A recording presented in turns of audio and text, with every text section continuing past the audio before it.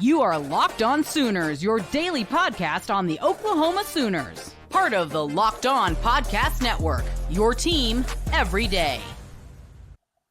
So, horns down, a topic of discussion no matter what time of the year it is, which conference you're in, who is at the podium, who's doing the scrum on the side. Well, the head of officiating for the SEC, Mr. McDade, John McDade, it is, had this to say: if an opponent of Texas were to score a touchdown and in celebration with their teammates and going back up the sideline, they're giving the signal, that's not an issue. We have that already in the Southeastern Conference. We have teams that have things like the Gator Chomp or things like the Shark Fin, the land shark over there at Ole Miss, for the defense, where that thing has been done. And over the years, we've evaluated it. Is it taunting? Here's what taunting is. Is it taunting? Is it making a travesty of the game? Is it otherwise affecting our ability to manage the game? And if the answer is no, then it's not a foul. Now, if he tackles a player, stands right over them and gives it a horns down, now we've got taunting, and that would be unsportsmanlike conduct. If you're Ethan Downs and you sack Quinn Ewers and you stand over them and yell in their face, probably that should have been taunting. But if you do that and you drop a horns down, it's definitely going to be taunting, even in the SEC. So, again, I've seen stuff out there that horns down is going to be a penalty. It's not always going to be a penalty. You could score a touchdown in the end zone, be there with Oklahoma fans, and dropping a horns down. And I don't think that that's going to be a penalty because it's not going to be necessarily directed at a Texas fan. What's your take, Jay? Oh yeah, I'm glad that it was clarified, and not to give props to or excuse anything for Texas, I guess you could say. The Longhorns weren't telling them that they didn't want this to happen, right? Technically, right? It was more of we use it as a taunt. Everybody does. And the beauty of it is that, the fact that we've got it clarified that as long as you're not doing it in their face, no one cares. We're not going to call anything on you. But guess what? Every team's going to do it in their face. And they're going to do it at them as much as possible. And they're going to make it a big thing. Now, the thing that annoyed me the most about media days was that every SEC media person felt the need to ask constantly, every OU player, Venables, do they think that horns down should be a penalty? No one cares. You guys stop talking about it. We're tired of hearing about it. Why? Because we don't care. We're going to do it. We're going to do it. We don't care if it's a penalty or not. It's going to be done because we're going to taunt the heck out of our rival. For us, we're going to do that. Now, the problem for Texas is every SEC school is going to do it too. And regardless of a penalty or not, it's going to happen. And so now that it's clarified that as long as you do it on the sidelines or you're not doing it in somebody's face and making the game a travesty, guess what?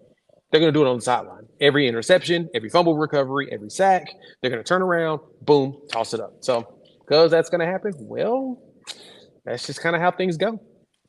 Yeah, and I liked Billy Bowman's response. It was, if you think it should be a penalty, it's kind of soft.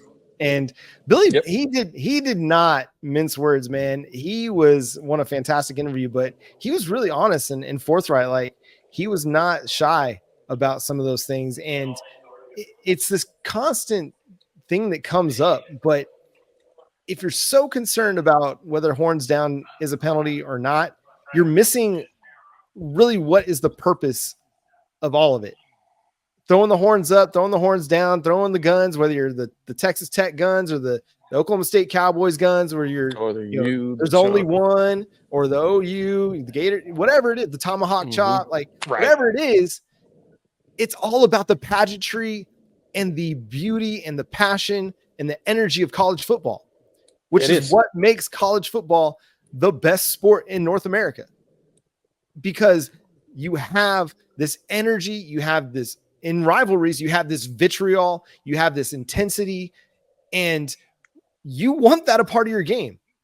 As much as, they try to remove the unsportsmanlike conducts and the taunting and stuff like that, you still want to have as much of that in your game as possible. And that's why the SEC allowing a little bit of gray area is what makes the conference kind of forward thinking and keeps them like at the forefront of the college football discussion, is because they're not trying to eliminate some of the passion and the energy and the intensity that comes with it. This is where the Big 12 really dropped the ball, as opposed to saying, you know what, there are times when it might be okay. They're like, nah, never. We can never do this. This is the most obscene and offensive hand gesture. We can never have it happen. No, there are times when taunting is not taunting, and there are times when taunting is very clearly taunting. And I get it. You want to get it out of the game. At the same time, you look at the baseball diamond and the bat flips that we're seeing in college baseball right now, and we're concerned about a horns down. Come on. Yes. And I get trying to control the level of disrespect that happens sometimes in the game. And you level a dude, you stand on top of him and act like you're going to pee on him or something like that. I totally understand eliminating that type of taunting, right? Because there's a level of disrespect. You don't want to cross that far of a line, right? So I get that. But outside of that, dude, make it fair game. Just as long as you're not in somebody's face, it doesn't matter. In which that's what the SEC is saying. The Big 12 didn't want to have, I guess, the balls to be able to say that same thing and be like, okay, just as long as you're not in somebody's face, you're fine. No, they just want to eliminate and outlaw it completely, which is ridiculous. And I'm also mad at college football for not putting that gesture in the game, especially during Red River. Because if there's one time that it needs to happen at Red River.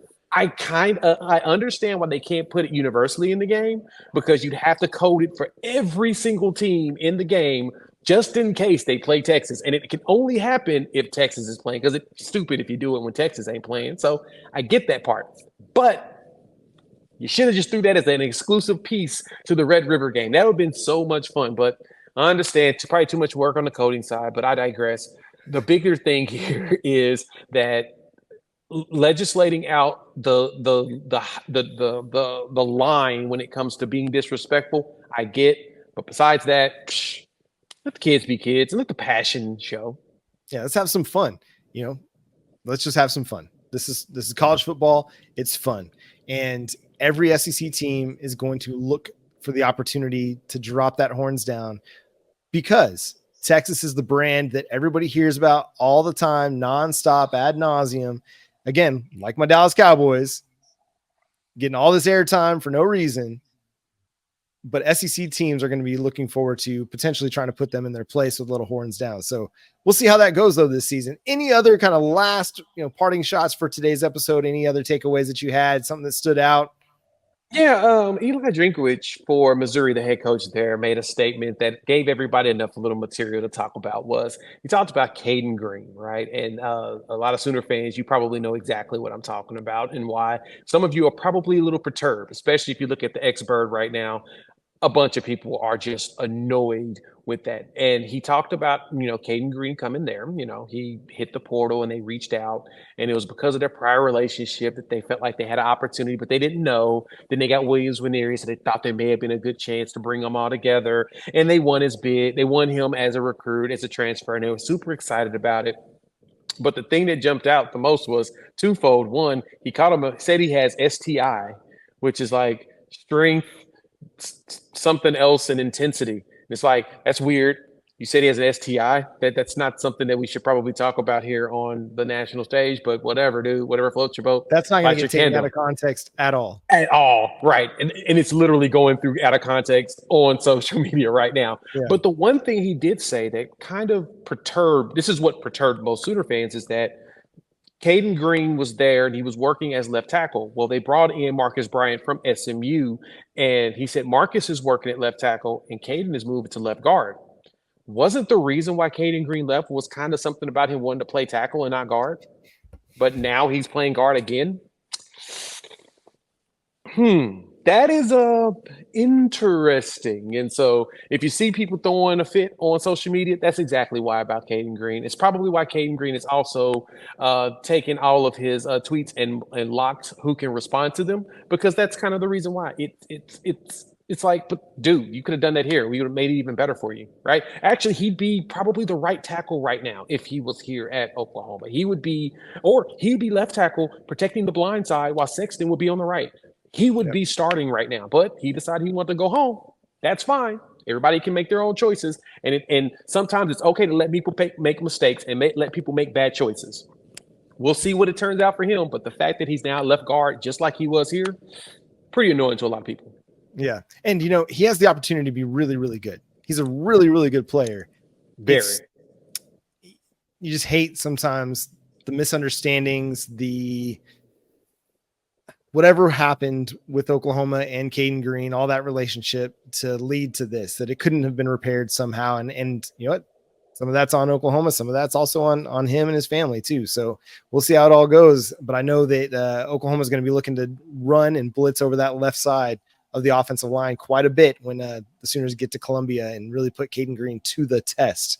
Yep. That's going to do it for today's episode of Locked On Sooners. Thanks so much for tuning in, being a part of the show. Subscribe to the show wherever you get your podcasts. Also, go check out the Locked On Sooners Insider Program by texting SEC 2024 to 405-817-6711 to get 25% off your first month. That's where you can ask Jay and myself direct questions that, hey, we will also read on the show. We'll do special Q&As that are just for you, the members of the Locked On Sooners Insider Program. So again, text SEC 2024 to 405-817-6711 to get 25% off your first month. Make sure you're following Locked On Sooners wherever you get your podcasts and wherever you are on social medias, whether it's Facebook, Twitter, Instagram, TikTok, and subscribe to the show. Again, wherever you get your podcasts and over on YouTube, hit that notification bell to let you know when new episodes drop. Follow Jay on Twitter at Unfair Sports, myself at John9Williams. But until next time, he's Jay. I'm John. Boomer Sooner.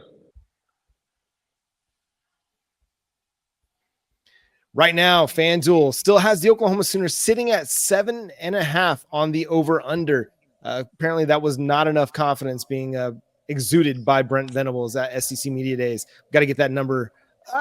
If you're a betting man, I mean, that's 7.5. That's looking pretty nice. I'd definitely taking the over on that. We love sports. We love them so much that we don't want them to stop. But as the playoffs wind down, we get to the middle of summer, the sports stop sporting like we want them to. But FanDuel lets me keep the sports going whenever I want. All I have to do is open the app and dream up bets anytime I'm in the mood. And this summer, FanDuel is hooking up all customers with a boost or a bonus daily. That's right. There's something for everyone every day, all summer long. So head over to FanDuel.com and start making the most out of your summer. FanDuel, official sports betting partner of Major League Baseball.